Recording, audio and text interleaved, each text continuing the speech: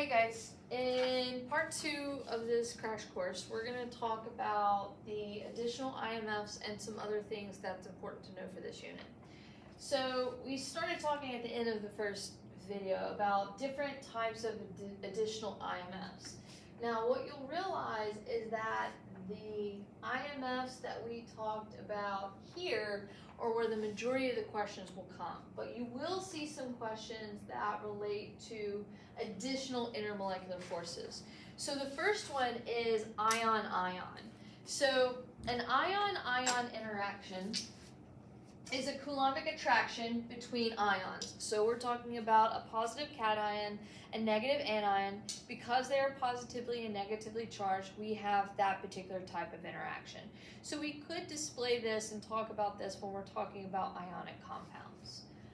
The second one is an ion dipole. Now that one out of these, I would say, is pretty important to know. An ion dipole interaction relates us back to solubility. So we talked about previously in the year that if you have an ionic compound and you put that ionic compound in water, that those ions are going to separate from each other. Well, the question is, how are they separating? It's not just magic. So the answer to that question is they are interacting, these ions are interacting with the water molecules in what we call an ion dipole interaction. So what that means is you have an ion interacting with a polar molecule. Because water is polar, this is the polar molecule. So what's happening is this force of attraction is causing these water molecules to orient itself around the ion and around the other anion, or the other ion. So this blue one that you see here would be a representation of a cation, and I know it's a cation because it's smaller, versus the green here represents the anion. I know it's the anion because it's larger in comparison. We should know from our atomic structure unit that cations are smaller than anions because we're losing electrons, losing valence shells, versus adding on electrons to the electrons that we already have. So this decreases force of attraction, this increases force of attraction holding on to its new valence electrons. So our water molecules are going to orient itself. So if you look a little bit closely, water is orienting itself a certain way around the positive cation and orienting itself a different way around the negative ion. What you might have to do for an AP exam is draw this out. So I have an example here for you. So what we see is NaCl, and we want to show the interaction between NaCl and water as we place it in there. So we're displaying the particle diagram of that solubility. So here's what's going to happen, and here's where I get my points. First of all, I have to show the Na and the Cl separating. When I draw them separating, I have to draw them relative in size. So I'm going to draw my Na, because it's my cation, a little bit smaller. So I'm going to have Na plus. You see how it's a separation of its charge totally. This is not a partial negative and partial positive charge. This is a completely positive charge. My anion, my Cl, I have to specifically draw a little bit bigger. So I'm going to write my Cl and show that it is a little bit bigger than my cation. That's part of your points. The second thing I have to do is show water molecules orienting itself and showing that intermolecular force. Again, we're talking about an ion dipole interaction that's happening between the ion and the polar water molecule. So to display that, I have to orient water a certain way. Well, when I draw water, it looks like this, where this is my negative portion and this is my positive portion. This is representing the little hydrogens there, and this is representing the oxygens, and it would be understood that my negative end, where my lone pairs are oriented towards the top. So when I'm showing this water molecule orienting itself next to the chlorine, because this chlorine is negative charge, I have to show that positive end of water orienting itself towards that, because your opposite charges are going to attract. So I'm going to show the hydrogen portion of water displayed like this. And I like to show that that is partial negative and that this is partial positive. And because it is an intermolecular force, I'm going to draw a dotted line, not a solid line, because dotted lines represent IMFs, interacting this there. Now you always want to draw at least 2 water molecules surrounding that. So we're going to do it again. I'm going to show my negative end here, my positive end here, and then show that interaction that's between there with a dotted line. Because the positive portion is interacting with the Cl minus, that means the negative portion of the water molecule has to be orienting itself around the Na plus. So we have here let's see, we're going to show the oxygen here. We have our partial negative, our partial positive, and we're going to show our IMF in between there. We have to show one more. So here we have our water molecule. We're showing this partial positive, partial negative, and we are displaying the negatives orienting itself around the water. And that's basically what you see with these little structures here. All right, one end of the water, so you see how the cation has the oxygen side oriented itself around it, whereas the anion has the hydrogens oriented around it. So this is a pretty strong interaction that you have here because the ion is separated in its charges. It's not just a partial separation of charges, it's completely charged. So an ion-dipole interaction is pretty strong. So I've seen this a lot in free response. We have to be able to talk about the interaction. We have to be able to display the interaction with a particular diagram. Going back to the other two, we have what we call a dipole-induced dipole. So an example of a dipole-induced dipole would be a polar molecule creating a net dipole a temporary dipole moment in a nonpolar molecule. So this is a dipole inducing a dipole in a nonpolar molecule. You also have what we call an ion-induced dipole. So an ion can induce a dipole in a nonpolar molecule. These relatively are weak interactions because you are inducing a dipole here. You don't have a complete charge with a permanent dipole interacting. So ion-dipole, with the exception of ion-ion, is generally the strongest of the four that you see up there. So these are some additional IMFs that you have to be able to know. What I want to be able to talk about next is a word called an isomer. So what an isomer is basically, you'll see this when you take organic chemistry. It is a compound that has the same amount of each element, but those atoms are just rearranged a little bit differently in the compound. So you'll see here that both of these structures have 2 carbons, right?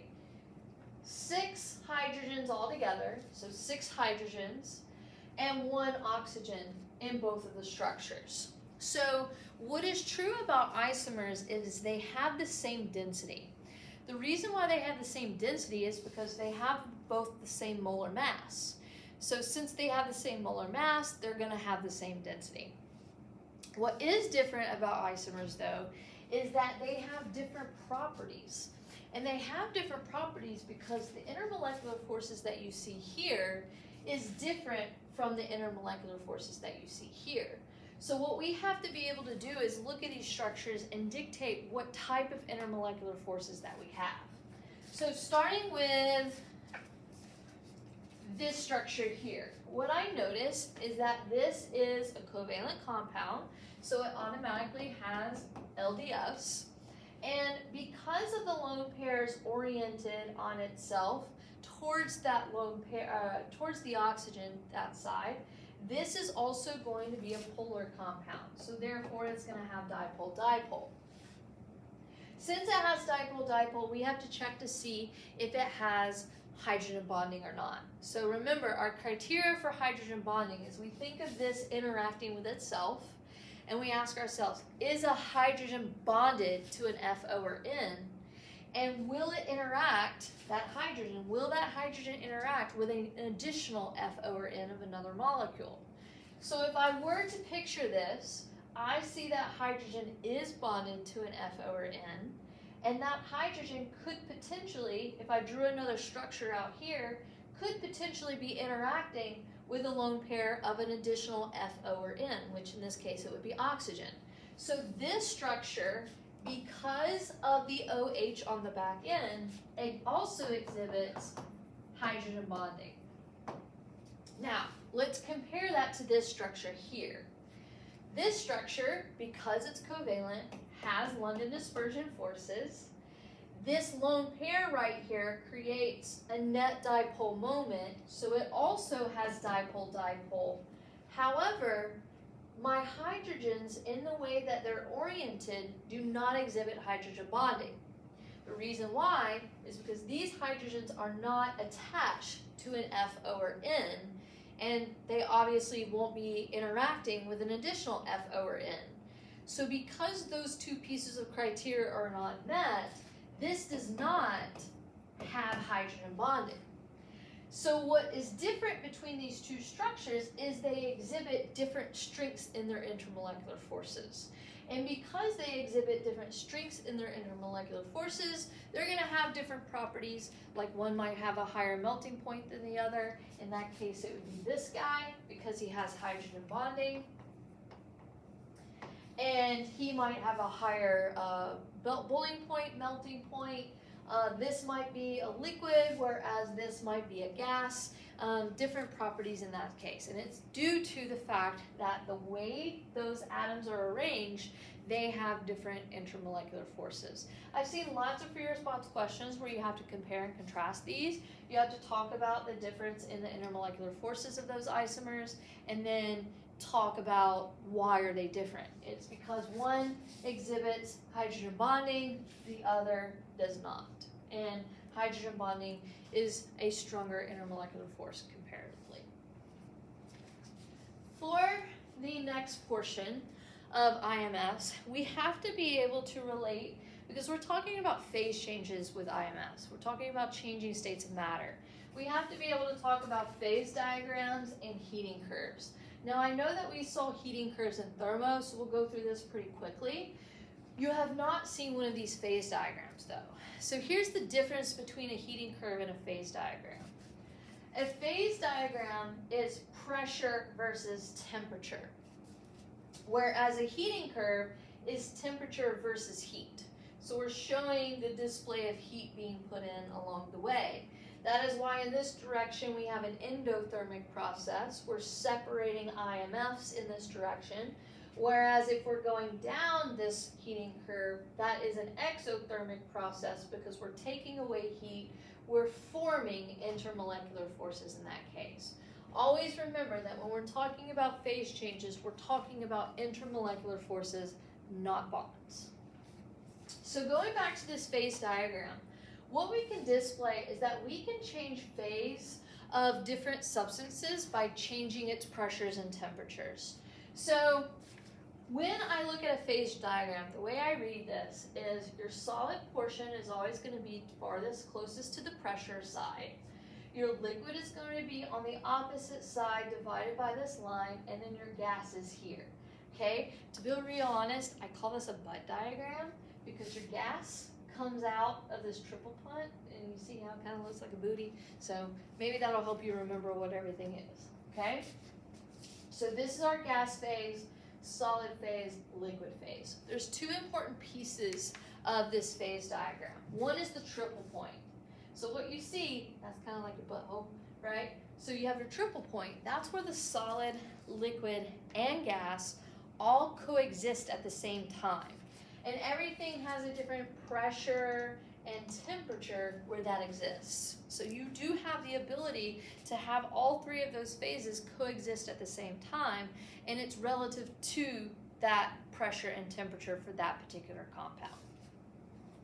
You also have what we call a critical point. A critical point is when you've taken your temperature and your pressure so high, you can no longer distinguish between the liquid and the gas phase. So what you'll see some of these curves, they kind of just cut off. And that means that you've reached that critical point where you no longer have a distinguishable gas and liquid phase. It's kind of just a mixture of the two. What we have to realize is that any point along this curve, so right here, that is our phase change between a solid to a gas. What we call a solid to a gas transition is sublimation. What we call gas to solid is deposition. If you don't already know those terms, you might want to put them under your belt. So again, solid to gas is sublimation. Gas to solid is known as deposition, like deposit, deposition.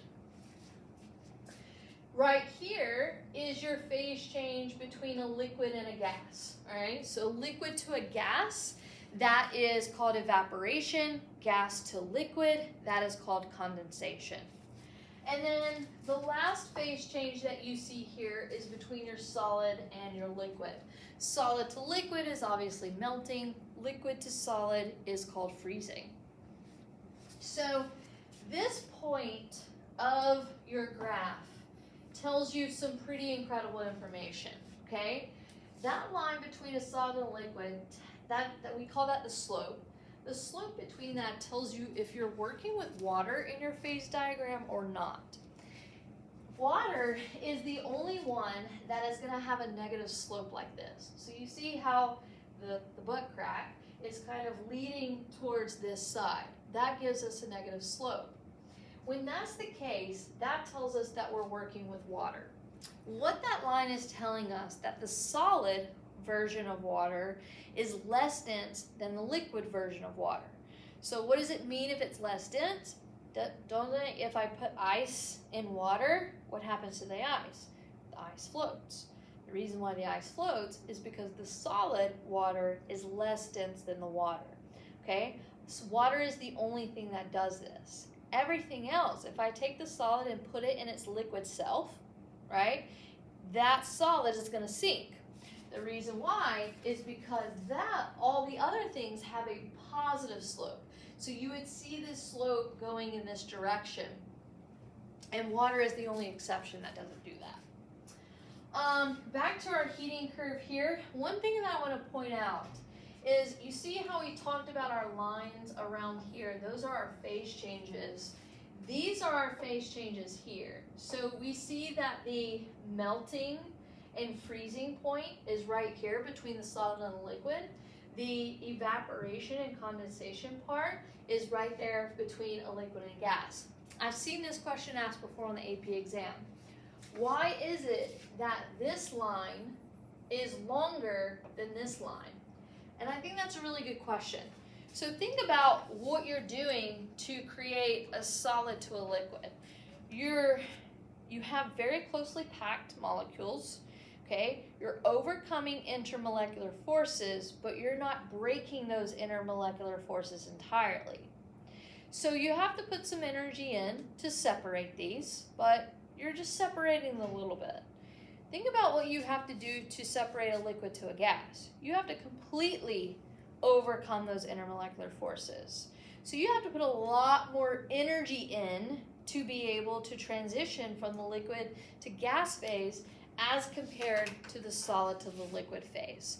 So because of that, that's why we see a longer line right here for our evaporation and condensation. We have to put in more heat to be able to transition because we have to break more intermolecular forces to be able to do that. And so I've seen that asked before, and hopefully we're able to answer that question. So that's it on phase diagrams and heating curves. Again, why we're talking about these in this unit is because we're talking about phase changes when we're discussing intermolecular forces. I believe this is the last slide that we have to talk about. So this is solubility and paper chromatography. So you see how we're bringing back solubility like KSP and stuff like that. Well, we talked about the ion dipole interactions where our solubility is that we have an ion dipole interaction there. Well, the reason why that happens is because they have similar intermolecular forces. You have a complete charge and a partial charge between the two. They have very strong intermolecular forces within each other. They have very similar intermolecular forces. So we give those terms. The term miscible means that it has similar intermolecular forces, so it will mix together. Basically, that means that you will have interactions between them. An example is putting salt in water does this. It is a miscible solution where it completely mixes throughout. Versus the other term we call immiscible. Immiscible means that it does not mix throughout. So the best example I have of this is if I put oil and water in the same container together. You've always heard of the term oil and water doesn't mix, right? Well, now we can explain why. Most oils are nonpolar, whereas water is polar. So we do not have similar intermolecular forces between oil and water because one's polar and one's nonpolar. Because they do not have similar intermolecular forces, they are not going to want to interact with one another. And that is why the oil and water does not mix. We say that it is not soluble. So when we're relating back to solubility, yes, we talk about KSP values and everything, and that's the math, but really what's happening is it's all about the similarity of their intermolecular forces. And that's what makes something soluble, more soluble than the other. So remember, similar intermolecular forces will mix. If I have a polar substance trying to mix with another polar substance, it will mix. Why? Because it has similar intermolecular forces. If I have a nonpolar substance, then I'm putting in an additional nonpolar substance. That also will mix. The reason why? They have similar intermolecular forces. But if I put a polar and a nonpolar substance together, like the oil and water, because they do not have similar intermolecular forces, they will not mix. And when we're talking about mixing, we're talking about solubility here. Now, an application of that is paper chromatography. So we use a lot of this like COVID tests, different type of testing kits and things like that. Y'all might have done it in your biomed class.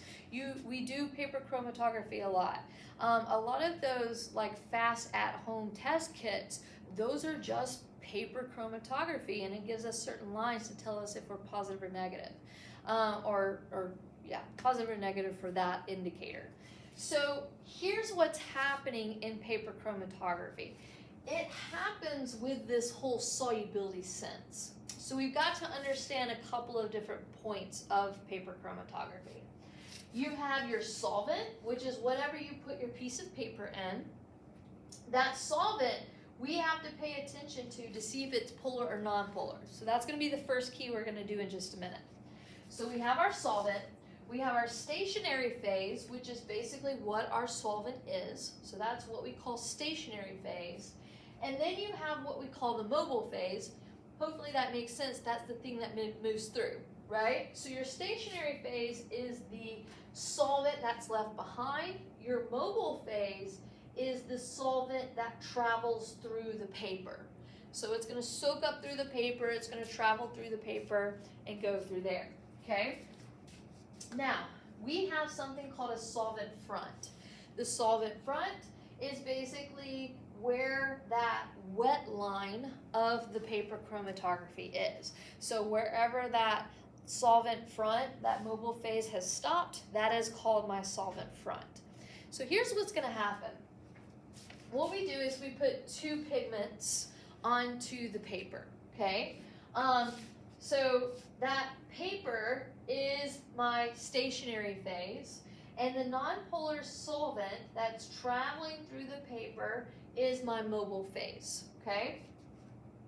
Now, out of these two pigments, they are going to travel with the mobile phase. So they are going to travel with this nonpolar solvent.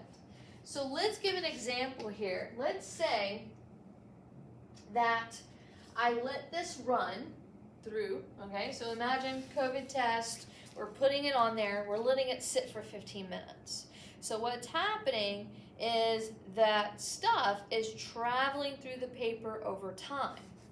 Well, let's say that this pink dot travels, let's see,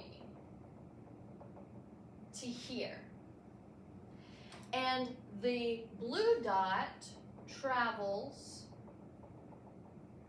to here, okay? So your pigment is moving with the mobile phase. So here's what I analyze. Step 1, what is my solvent? My solvent is nonpolar. So because of the idea that similar intermolecular forces will mix, that's the same thing as saying the similar intermolecular forces are going to travel through this mobile phase. So what that tells me is that whatever is in this blue pigment has similar intermolecular forces compared to the nonpolar solvent. So what does that say? It says that the more nonpolar pigment will travel the farthest. So this blue pigment, because he traveled the farthest, and the reason why he traveled the farthest is because he has similar intermolecular forces to that solvent that's nonpolar, then that means that that blue dot is more nonpolar compared to the pink dot. Why? Because the pink dot did not travel as far, so that means it does not have similar intermolecular forces with that mobile phase, which is this nonpolar solvent traveling through, okay? So let me give you an example problem just to make sure that you're understanding. Let's say you have your piece of paper, okay? You have a polar solvent that is in your beaker, okay? You have two types of dyes. One dye is green, and let's say the other dye is blue.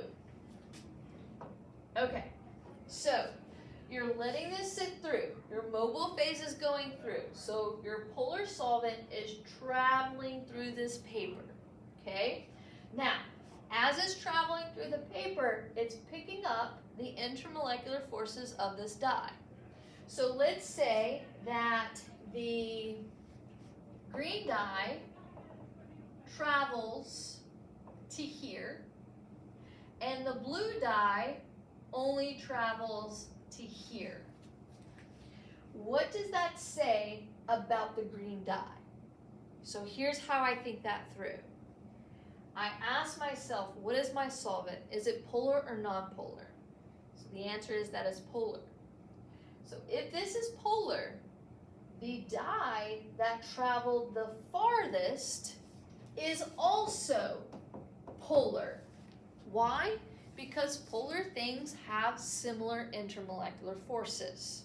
That's why the green traveled the farthest. So what is true about this statement? This green dot is more polar because it traveled the farthest with the polar solvent through the paper compared to that of the blue. So the green is more polar, the blue is less polar comparatively because the green traveled farthest with the polar solvent. Now let's tie it to this. Let's say, same scenario, but in this case, we had a nonpolar solvent. Okay, there's our nonpolar solvent. Let's say we had that same green dot and same blue dot. Okay, who do you predict in this nonpolar solvent will travel the farthest? If we knew this was the result of test 1, in the nonpolar solvent, who shall travel the farthest? Well, the answer to that question is we should see that the blue dot travels farther than the green dot. The reason why? Since this solvent is nonpolar, the one that travels with it has similar intermolecular forces. So that must mean that this is nonpolar as well. So our blue dot will travel farther because like and like are similar intermolecular forces. This nonpolar solvent, this nonpolar pigment or dye has similar intermolecular forces, so therefore that blue dye will travel the farthest. So when you're reading or looking at paper chromatography stuff, you first look at your solvent and then you say, whatever thing travels the farthest, it is most like this. That's how you think paper chromatography. That is a very simplified version of how a lot of these at-home test kits work. It works in that similar fashion where you have a control versus the test specimen. And that's what gives you the certain lines on there to give you a positive or negative reading. And really, I think that's it with intermolecular forces. Remember, intermolecular forces are not bonds. We cannot use those words interchangeably. Bonds are all about chemical reactions breaking apart atoms within the molecule, okay? Atoms within the molecule. But when we talk about intermolecular forces, we're talking about phase changes, physical changes. We're talking about the interactions between molecules here. And that's IMFs in a nutshell, and that should be the end of our unit. So I hope you guys understand this. I know that this crash course is a little bit long, but I really wanted to get detailed since you didn't have my lecture videos for the notes. So, catch you later.